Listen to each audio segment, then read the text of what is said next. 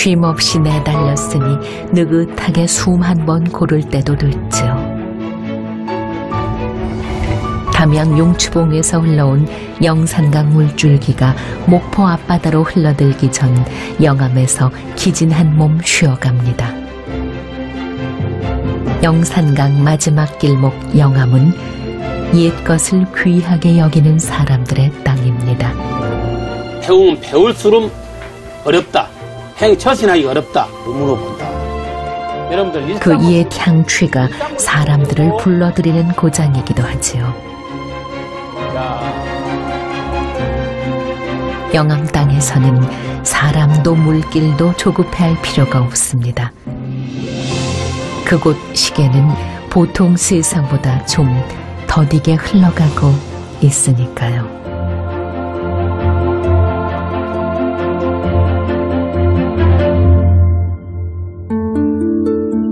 전남 담양에서 발원한 영산강은 바다를 만나기 전까지 광주천, 황룡강, 지석천 등 170여 개 지류를 끌어모으며 136km를 흐릅니다.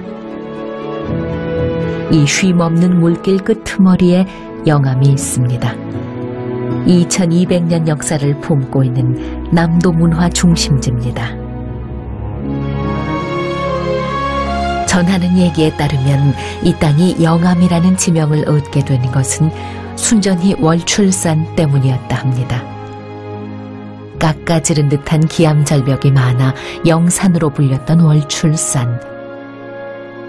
영험한 바위가 솟아있는 땅이라 하여 붙여진 이름이 영암이었습니다.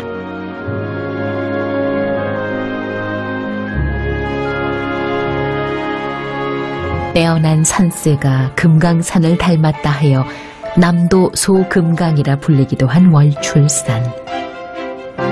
최초 한문 소설을 지은 매월당 김시습은 달이 청천에서 오르지 않고 이 산에서 오르더라 하며 월출산을 애찬하기도 했지요. 신령스러운 산 기운이 산 아랫역까지 전해졌던 것일까요? 삼한시대부터 영암은 남도의 문화와 역사를 주도해 왔습니다. 월출산 서쪽 자락 구림마을, 2200년 역사를 품은 가장 오래된 마을이지요.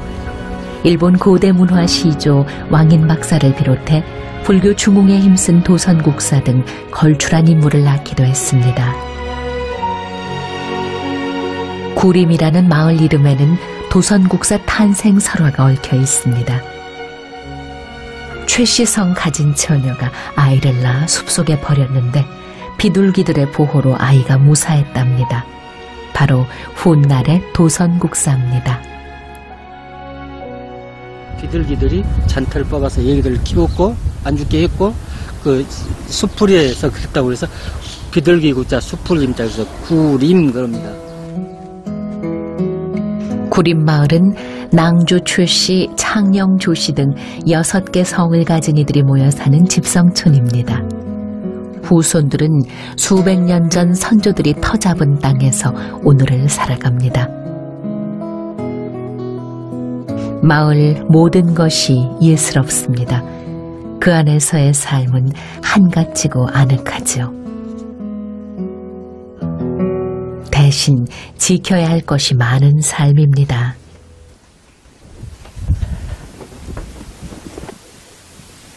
고택 안쪽에 자리한 사당. 때때로 사당을 점검하러 들어서지만 선조들 위패가 모셔진 공간은 함부로 들여다보지 않습니다. 평소에는 어떠한 일이 있어도 이 문을 개방하지 않습니다. 오직 1년에 한 번 제삿날만 개봉을 하고 그 외에는 일절 개봉을 하지 않습니다. 전통을 지키며 사는 창녕조 씨 13대 손 조종수 씨. 때론 불편하고 힘에 부치지만 자부심 하나로 살아오고 있습니다. 저희 아들도 지금 직장생활 하고 있습니다만 언젠가는 내가 이제 더 늙어서 이 문용 일을 뭘 돌보고 기재사를 못 모실 때는 이제 그 애가 또 들어와서 내 대를 내 하는 일을 이어야죠. 그 자부심이 구림마을 2200년 역사를 이어온 힘인지도 모르겠습니다. 영암 지나 서해로 흘러드는 영산강 물길은 우리나라의 선진 문물을 일본으로 전파하는 문화의 통로이기도 했습니다. 그 선두에 섰던 인물이 오경박사 왕인, 논어와 천자문 등 유교 문화와 기술을 일본에 전파했다 전해집니다. 당시 국제무역항이었던 상대포를 통해서 일본으로 떠났을 겁니다.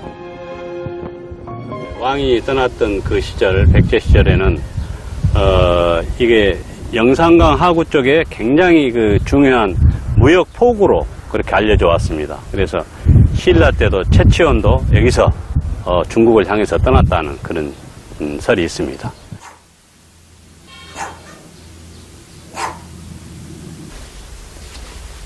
최기욱 어르신은 한복 단정하게 차려입는 것으로 하루를 시작합니다. 몸가짐 바르게 해야 바른 정신이 깃든다고 믿기 때문입니다.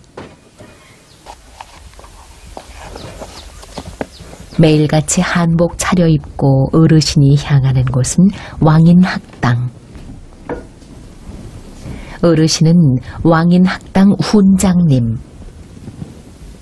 왕인 박사의 교육 근본인 인성을 기르는 예절과 전통 문화를 가르칩니다.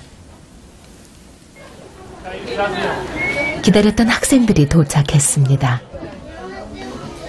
한복 바르게 갖추어 입는 것부터 수업입니다. 한복 자주 접할 기회가 없는 요즘 옷고름 매는 것부터 난관입니다. 진짜 뻣뻣한데 몸을 마음대로 움직일 수가 없는 것 같아요. 갓은 처음 써보는 사람이 대부분입니다. 깊이 쓰면 안 됩니다. 네, 그렇게 한번 써보세요. 네. 조금은 답답하고 어색하지만 갓 쓴 모습이 싫지 않은 눈치입니다. 사람 노릇을 하기 위해서 배운 것 아닙니까? 사람 노릇 하기 위해서. 그런데 우리 예절은 배우면 배울수록 어렵다. 처신하기가 어렵다. 그런데 배우면 배움대로 거경을 잘해야죠. 국리를 했으면 행동을 잘해야죠. 평소 같으면 금세 소란 피웠을 나이 어린 학생들, 의젓하게 훈장님 말씀 경청합니다. 절하는 방법 배울 차례입니다. 이때부터 이렇게 질을 드리면 어때요? 질 드리면 다 이렇게 하잖아요. 네 간에 다 절하고 남매 간에 절하고 동기연기라고. 자, 한번 서보세요. 미안합니다. 한번 서보세요. 애 무릎은 모자 꾸르시고 어른 무릎 꾸르고. 어른들이 먼저 시범 보이는데요. 하나같이 엉성합니다. 자, 일어서세요.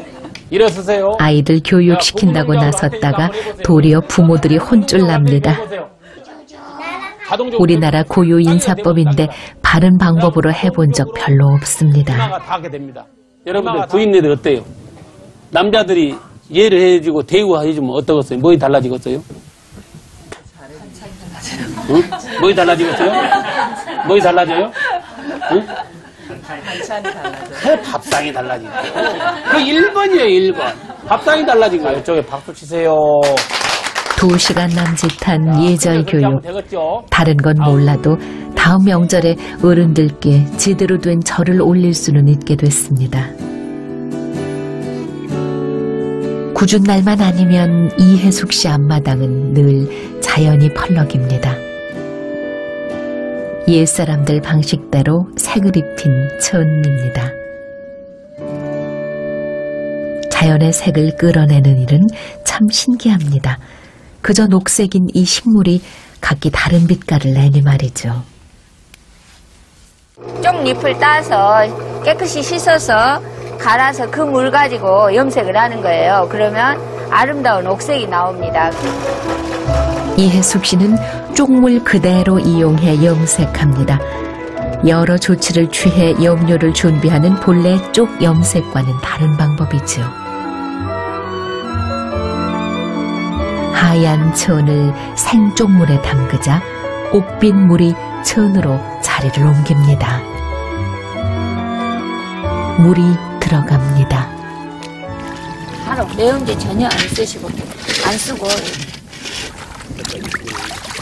색깔도 굉장히 아름답죠.